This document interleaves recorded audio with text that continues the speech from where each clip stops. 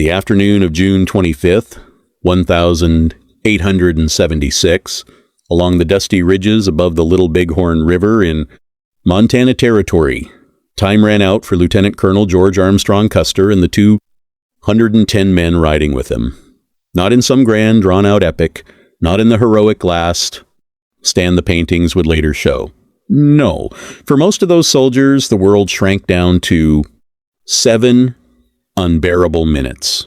7 minutes of pure, unrelenting horror. 7 minutes when they looked out across those hills and saw something no man should ever have to witness. Something unthinkable. What they saw wasn't just an enemy.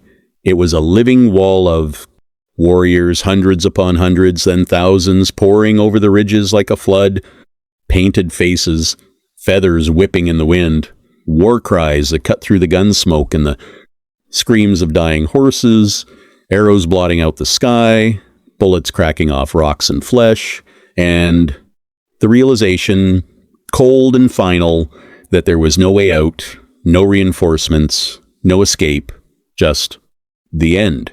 This is the story of Custer's men in those final 7 minutes, what they witnessed, what they felt, and how it all came crashing down in a way that still chills the blood more than a century later. To understand how it got to that point, you have to go back a few hours. Custer and the 7th Cavalry had been pushing hard for days. They were part of a larger campaign to round up the Lakota, Northern Cheyenne, and Arapaho bands who had left the reservations. The government wanted them contained. Custer wanted glory. He had always wanted glory. The man who charged at Gettysburg, who built a reputation as a fearless, some said reckless cavalry officer, saw this as his ticket back into the spotlight. He split his command. That decision, more than anything, sealed their fate. Major Marcus Reno took 1 battalion south toward the village. Captain Frederick Benteen was sent off on a scout that took him out of the fight. Custer kept 5 companies, about 210 troopers, plus scouts and civilians, and rode north along the ridges, convinced he could hit the village from the other side before anyone knew what was happening. He ignored the warnings. His own scouts, Crow and Arikara men who knew this country, had told him the camp was enormous, bigger than anything they had ever seen. Sitting Bull's vision from the sun dance had spread like wildfire through the lodges, soldiers falling into the camp like grasshoppers from the sky. The warriors were ready. They weren't running. They were waiting. Custer didn't believe it, or maybe he didn't want to. Reports later said he underestimated the fighting strength at maybe 1,500 warriors. The reality was closer to 2,000, maybe more. Lakota, Cheyenne, Arapaho, men who had been pushed to the edge, defending their families, their land, their way of life against an army that kept breaking treaties and slaughtering buffalo herds. This wasn't just another skirmish. This was everything. By early afternoon, Reno had already hit the southern end of the village and been driven back across the river in chaos. His men were pinned down on a bluff, fighting for their lives. Benteen was still out of position. Custer, meanwhile, had crested the ridges and looked down on the massive encampment stretched out below him along the river. Hundreds of lodges, thousands of people, pony herds everywhere. He ordered the charge. At first, it must have felt like the old days. The bugle sounded. The troopers spurred their horses. They swept down toward the river, carbines ready, but almost immediately the resistance stiffened. Warriors began to appear on the hills around them. Not a few, dozens. Then hundreds. They didn't charge straight in like storybooks say. They used the terrain, ravines, coulees, the rolling bluffs to flank and surround. They fired from cover. They circled. They waited for the right moment. Custer's men pushed forward anyway. They crossed a deep coulee, dismounted in places, tried to form skirmish lines. But the pressure built fast. Company by company, they were forced back, up onto the ridges. Calhoun Hill, Keogh's position. Then, the final high ground that would forever be called Last Stand Hill. The fighting was fierce, but still organized at first. Soldiers firing, reloading, dropping empty cartridge cases in the grass, horses screaming as arrows and bullets found them. Men calling out names of friends who had just gone down. By now, the warriors had completely encircled them. Crazy Horse had led a massive force around from the north. Gall had hammered them from the south and east. Other leaders, too, Moon, Red Horse, Lame White Man, coordinated the attack from the ridges. The soldiers were no longer advancing. They were fighting for every yard of ground, every breath. Picture it.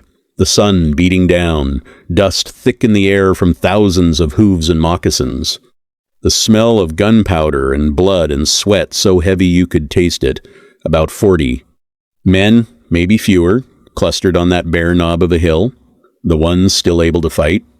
Some behind dead horses used as breastworks. Others kneeling or lying prone, firing as fast as they could work the levers on their single-shot Springfield carbines. The guns were reliable in most conditions, but here the heat and dust and rapid fire caused jams. Extractors broke, cartridges stuck. You can imagine the panic as a trooper yanks at the breech, cursing while arrows whistle past his head. From the ridges all around, the warriors opened up with everything they had, repeating. Rifles, Winchesters, Henrys, captured Springfields, old trade muskets, and bows. So many bows. The arrows came in waves, arcing high, falling almost straight down, impossible to dodge. One Cheyenne account described it as a cloud of arrows. The soldiers saw it coming. They heard the whistle. Then the thuds, as shafts buried into flesh, into the ground, into the bodies of men already dead. War cries echoed from every direction. Not just noise, deliberate, terrifying sounds meant to break a man's nerve. Whoops and yells that rose and fell like a living thing. The warriors were closing in now, moving from cover to cover, darting forward in small groups, then falling back when the fire got too hot. They were picking their shots, they were patient, they had all the time in the world. For the soldiers on that hill, those 7 minutes must have felt like 7 lifetimes. You can almost see it through their eyes. A young trooper, maybe 19 years old, fresh from the east, wiping sweat and dust from his eyes as he tries to aim. His hands are shaking. Beside him, a sergeant who fought in the Civil War is yelling orders, voice hoarse, but the words are lost in the roar. Another man is crying openly now, not from cowardice, but from the sheer, overwhelming certainty that this is it. Some pray out loud, others just keep firing because stopping means thinking about what's coming. Then the breakout attempts begin. Small groups of desperate men leap up, trying to run for the river, for any gap in the ring. They don't make it far. Warriors waiting in the ravines cut them down in seconds. One account from a Lakota warrior named Red Horse describes soldiers throwing away their guns, raising their hands, begging Sioux, "Pity us, take us prisoners." The answer was the same every time. No prisoners. Not today. Not after what the army had done to their people. Some soldiers turned their revolvers on themselves. Gall later said he saw it with his own eyes. Some shot themselves. I saw this. Others were finished off where they lay wounded. The fighting became hand-to-hand in places, knives, clubs, tomahawks against sabers and pistols. The noise was indescribable. Gunfire, screams, the wet thud of bodies hitting the ground, horses thrashing in agony. Archaeology would later confirm the chaos. On Last Stand Hill, the cartridge cases are scattered, not neatly lined up in skirmish rows like on Calhoun Hill earlier in the fight. The distribution shows men moving, falling back, clustering, collapsing in a matter of minutes. Indian bullets outnumber army cases at the very end. The soldiers were overwhelmed almost as soon as the final wave hit. One Cheyenne woman, Kate Bighead, who was there that day, remembered it years later. She said when some of the warriors reached the top of the hill, many of the soldiers were already dead or dying. The ones still breathing were quickly finished. She described how warriors moved among the fallen, taking weapons, ammunition, whatever they needed. Some soldiers had shot each other in the panic earlier on the lower ridges. Others had turned their guns on themselves rather than face capture or torture. Two Moon, a northern Cheyenne chief, left one of the most haunting descriptions. He said the soldiers bunched together on the hill, maybe 40 of them at the end, with a bugler still blowing commands until he was cut down. Then 5 horsemen and the rest tried one last desperate run toward the river. They were pulled down one by one. The very last man, a sergeant with braid on his arms, ran alone down the slope before a single shot took him in the head. 7 minutes. That's how fast it ended once the final encirclement closed. 7 minutes from the moment the warriors surged up the slopes in force to the moment the last shot cracked across the hillside and silence fell. When it was over, the warriors moved across the field like a tide. They stripped the dead, uniforms, boots, weapons, anything useful. Some mutilated bodies in the old way, taking vengeance for broken promises and slaughtered villages. But many accounts say there was also a strange quiet after the fury. Red Horse said he didn't like to talk about it later. If I hear any of my people talking about it, he remembered, I always move away. The soldiers who survived with Reno and Benteen on the other hill watched the dust and smoke from a distance, helpless. They would hold out for another day and a half before the warriors finally withdrew when Terry's column approached. When the burial parties finally reached Custer's position 2 days later, what they found was beyond description. Bodies stripped, swollen in the June heat, scattered across the ridges exactly where they had fallen. Custer himself lay near the top of the hill, 2 bullet wounds, not scalped. Some say Cheyenne women who knew him as a relative protected his body from worse desecration. Others dispute it. The details blur in the horror. But the story isn't just about the dead. It's about what those men saw in those final 7 minutes. They saw an enemy that refused to be broken. They saw their own arrogance reflected back at them in the faces of warriors who had nothing left to lose. They saw the limits of cavalry tactics against a mobile, determined force that knew every fold of the land. And they saw the end of an era, though they didn't know it then. Custer had dreamed of a great victory that would make him a hero again. Instead, his last 7 minutes became one of the most famous defeats in American history. A defeat that shocked the nation on the eve of the centennial celebration. A defeat that led to even harsher campaigns against the tribes until the resistance was finally crushed.